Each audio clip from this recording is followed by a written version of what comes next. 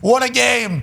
What a moment. What a time to be alive. Hard Edge is seemingly back in Morgantown, West Virginia, and we're all thankful for that are Mountaineers fans. Ladies and gentlemen, the head coach of the Mountaineer football team, Rich Rodriguez. Yeah, baby. How you doing, Coach? Boy, you look good, Pat. You look great in that sweater. Good to see my friend B.A. as well. We go way back to our days in Arizona. Brother. Back in Lake Oconee, Georgia. Going over to Gabby's, having a cocktail or two, playing a little golf. Yeah, it's great to see you. You too, brother. Hold on now. So I know B.A. is a noted club thrower and club drowner, okay, if it has to happen. I couldn't even fathom you on a golf course. Are you what is the spirit or the mood in golf? Do you try to be good? Are you actually good at golf, or are you just out there having a good time with B.A.? No, I mean, I don't know what B.A. He probably lies on his handicap like all the other coaches do. I don't know.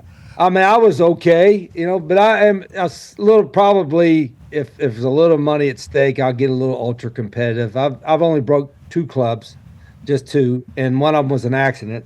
But I hadn't, that's the worst part about taking a new job, Pat. Hell, I ain't got time to golf, which is ridiculous. I got to make time to golf. So I'll find time if we get to a bowl game or win some games. I'll find some time next summer for sure. Come on down in February, bro. I'm not giving you any strokes either. Yeah, okay, see, he's hustling too. He just shot his age twice already this offseason. I mean, he's balling right now on the course, obviously. He's balling. He is balling for sure. Well, I appreciate you not golfing and focusing on turning around that program there. Watching along this weekend, the emotional journey that you were on throughout the entirety of it all, I assume was a lot. Afterwards, we saw some tears. We saw some real pride, some real fulfillment, it felt like, out of you. What was that for your team, and how did it feel in that locker room afterwards? Yeah, Pat, I didn't, it's obviously it's not scripted, but I didn't realize it until after I watched some clips of it afterwards. I was a lot more emotional than you'd think after 300 some games as a head coach. It all kind of feel the same, but I was a little bit more emotional, and I think it's maybe. It wasn't just because we won. It was our rival and all that, and there were 60-some thousand people, and the game's so important and everything like that. I just think it was a combination of a lot of stuff. It was, being gone for 17 years, seeing what everybody put into this program. People like yourself, how important it was for us to play well and to represent West Virginia the way we need to be represented. And so it was. I mean, they say every game counts as one. This one might be counting a little more than one. Yeah. And the folks started tailgating last Tuesday, and hell, they haven't left yet. So it's been a wonderful few days. Obviously we've turned the page now, and I'm moving on to Kansas on the road this weekend. But for 24 hours, it was a hell of a time. Yeah, I know you're just trying to get a first down against Kansas. I know that's what you got to think about. And I appreciate you acknowledging how big of a game that was, because I think to everybody that was following along with your journey and our journey as Mountaineers as a whole, and our story and our team and the way everything that has happened, that game was huge. Also being on September 13th, 9/13, it was a massive weekend, and especially for you reinstating who you are and what your team is. I think it was a big weekend, man. Legit. When we play them again in 3 years, we're going to be a whole lot better football team in 3 years than we are now. So this is the toughest time for us. We got 70-some new players, only have one guy that started any football games, and so this was good for us to try to get a win, because we got to wait 3 years till we play them when we know we're going to be pretty salty. But it was a physical game too. If you noticed that, Pat, they had an inordinate amount of people that got hurt all the time. I saw that. I mean, on some snaps there was 2 or 3 guys that were getting hurt, and I was like amazed at that. And then their training staff must be the best in the country, because they all came back in the game. I saw that. So it was phenomenal how fast that medical staff of theirs got them healthy again to get back on the field after all those injuries. And we will certainly take their information that they have to become a better medical staff everywhere else. I think if they have any secrets to take care of these guys so quickly, we would like them to share that for the good. I'm like, they got the worst luck in America. There's a guy falling out on every snap. I mean, I've never seen nothing like that. So it was. Hey, Hard Edge. That's how Hard Edge is back. They can't keep up with it. That's good news. It was something else. Yeah. Oh, was it? Yeah. Okay.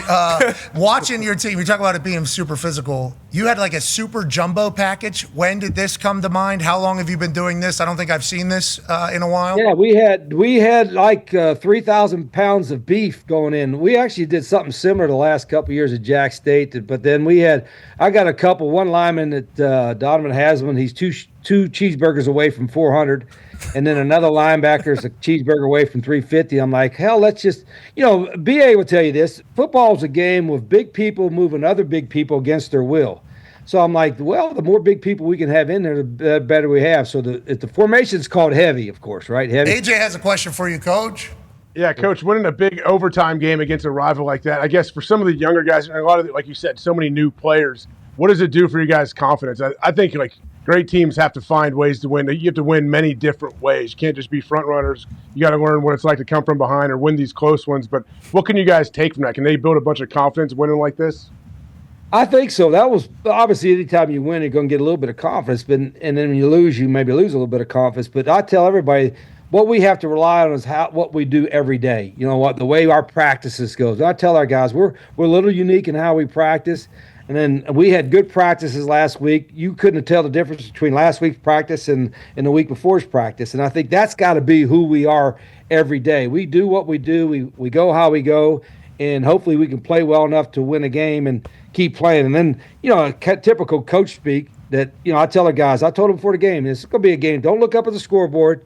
All right, just keep swinging, keep playing as hard as you can. Then after 60 minutes, you can look up, well, shit, that was wrong. It'd take more than 60 minutes. So I said it takes 60 minutes in overtime, then look up at the scoreboard and see what happens. I think they really did that. They just kept playing hard until the final whistle. Tell me about Nico. He's obviously big, strong QB, stuck around from last year, which I think we all appreciate. Then also Scotty Fox gets some burn at the beginning of the second half there. I don't think he played the week before. All those decisions, what goes into it, and what are your thoughts on the quarterback room? Well, and that's the other part, Pat. That's like, most people say, well, you take your quarterback out and put another guy, you're going to destroy his confidence. Well, yeah, maybe he destroyed my confidence too, So I think there's times where our quarterback, people don't realize in practice, this is the way we roll our quarterbacks, and we roll in them out. And I tell them, if you make a mistake or two, we're not going to pull you out just because you make a mistake or two. Sometimes we're just going to try to make a change and make a spark, or maybe it's a certain number of certain plays that this quarterback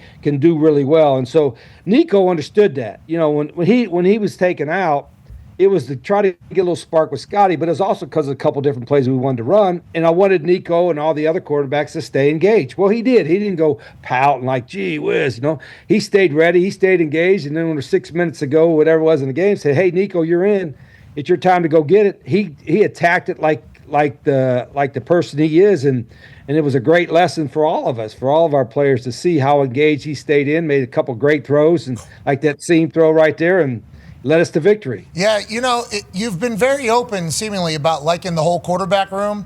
Anybody that knows you, though, with how competitive you are, you want somebody in that quarterback room to take that job. You would like somebody to become the guy in that room. I would assume. Not 100% sure, but I would assume that is the case. Oh, you're 100% right. Somebody to kind of seize it and grab it. And we hadn't really seen that yet, but maybe in the last 6 minutes, Nico's is taking that step, which is really neat to see. But I want those other quarterbacks, Pat, to be as competitive. Like, shoot, I'm not done competing with this thing. We got a lot of games, a lot of football left.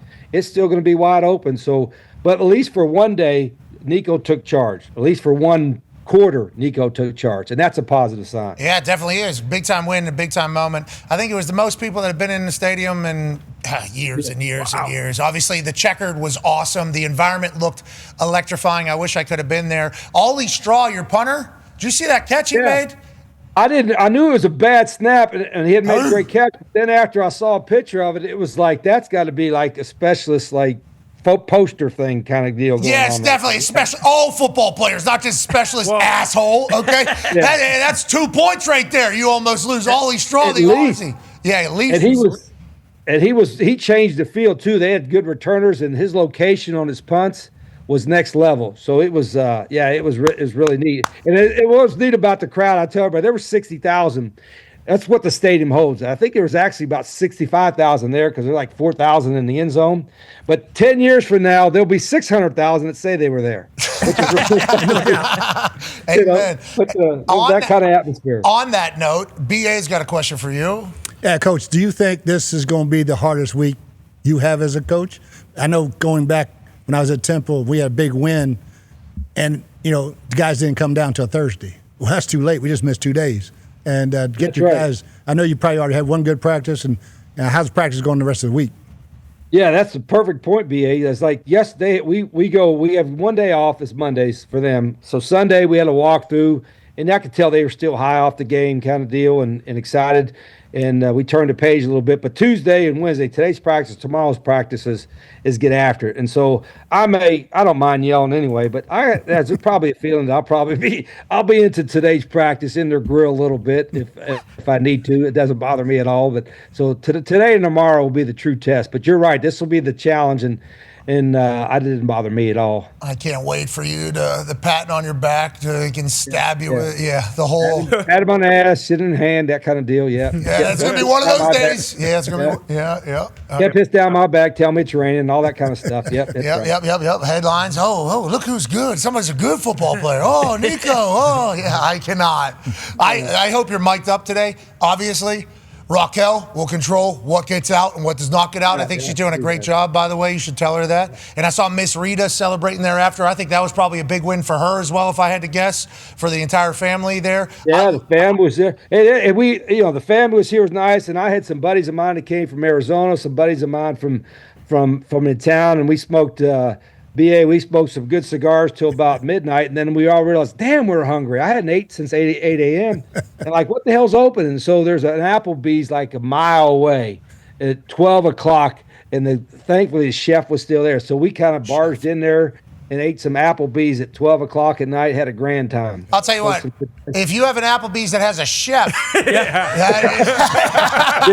Okay, a cook maybe? Yeah. And a bartender, the main thing, brother. Yeah, bingo, brother. Man, we should be Pitt. We're having a good time out here. Hey, somebody sent me a video from your cigar smoking session. I don't have the number saved, but it looked like it was a great time. You guys were literally, I got a video from it from a number I do not have saved. I was so happy you were enjoying the moment, though. I want to let you know that.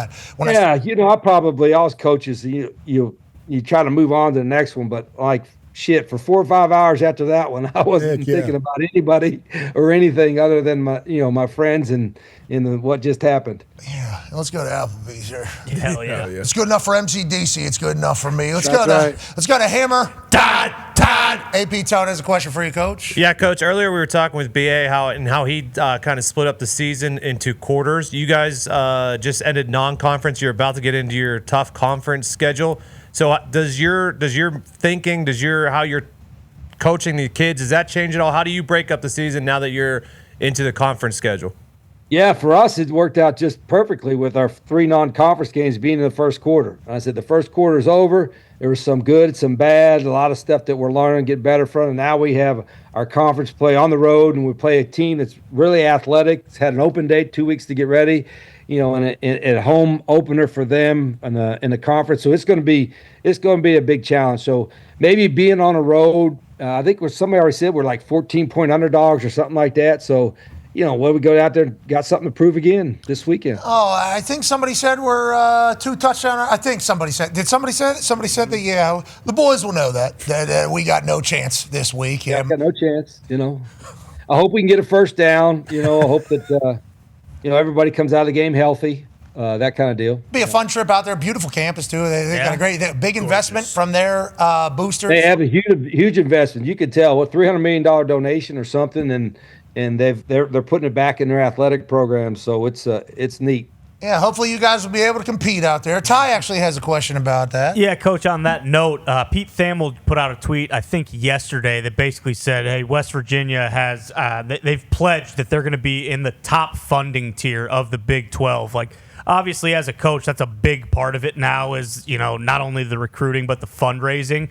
Was there a conversation there where it was just like, hey, listen, we can say whatever we want, but at the end of the day, like, if we can't compete money-wise, then guess what? Like, we're not going to compete for Big 12 championships. And how good does this feel knowing that you have the pledge from the university that's like, you know what, we're going to take care of that aspect?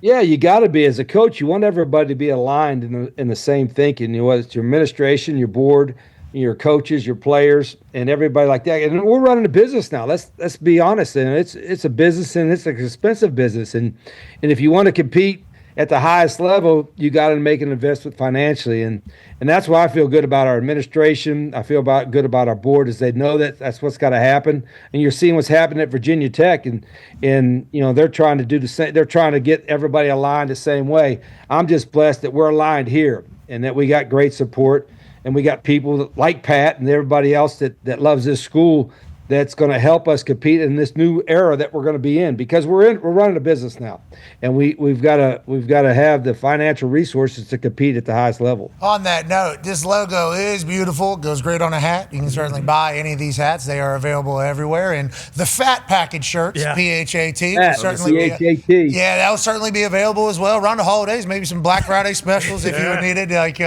you have had that mindset though, and I think it's maybe because you're at Jack State or whatever. Like, hey, we got to drum up. We got to do this. We got to run this as a business. I think you've been very forward thinking in this entire thing. And is that because you're had to go through a smaller school in this era and keep it all, or why do you think you are that way? I think just more than anything, Pat, every coach would say, what do I got to do to win?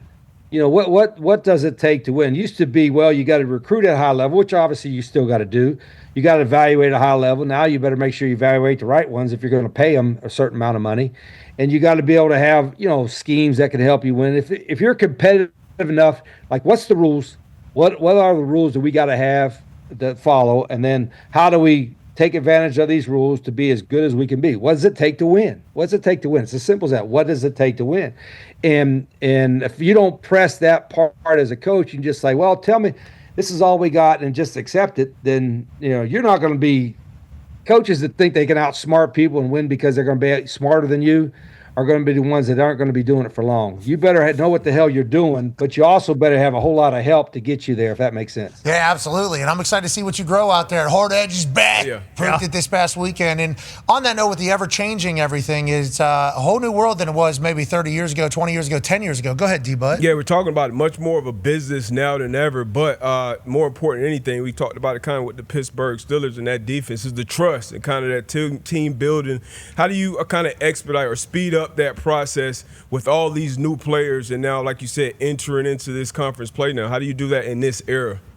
Yeah, everybody says, well, nowadays you can't coach the guys as hard as you want to because they're getting paid and they can transfer. I'm like, you can coach them harder because they're getting paid. I mean, they got more to lose now if they're not playing or if they're not, maximizing their abilities. And so I tell our guys, sometimes you got to tell them why you're getting on their ass a little bit and all that, where in the past you just tell them that and they'd follow you. But our culture, I told our coaches, and it's still true because we know there's going to be some tough moments in this first year or so. I said, we cannot sacrifice our culture. We can't ever have a guy be lazy and soft and not say something, or a guy not do his best and let it go because we're afraid to hurt his feelings or afraid of whatever a financial ramification might be, but he might be leaving, whatever. You got to have the right process and the right culture, no matter who it is. And once they understand that and they're part of it, then they'll be the ones that help you make sure that's held every day. That the new guys, right now they're all new, so everybody's got to learn it. But eventually it'll be just a handful of new guys every year that have to learn the way we do stuff. Do you have anybody hosting any camaraderie building cookouts at the end of training camp? Any of those types of situations, that maybe the entire city comes to? And, the football team celebrates in the front yard with the entire campus at the end of training camp. Any of that type of stuff happening? No, hell, when our guys get an hour or two of free time, I realize they like to have their free time. I don't have a lot of long meetings. I don't have a lot of long talks or anything like that. It's like, most of the guys I talk to say, hey, you got a couple hours free time? That's valuable to you.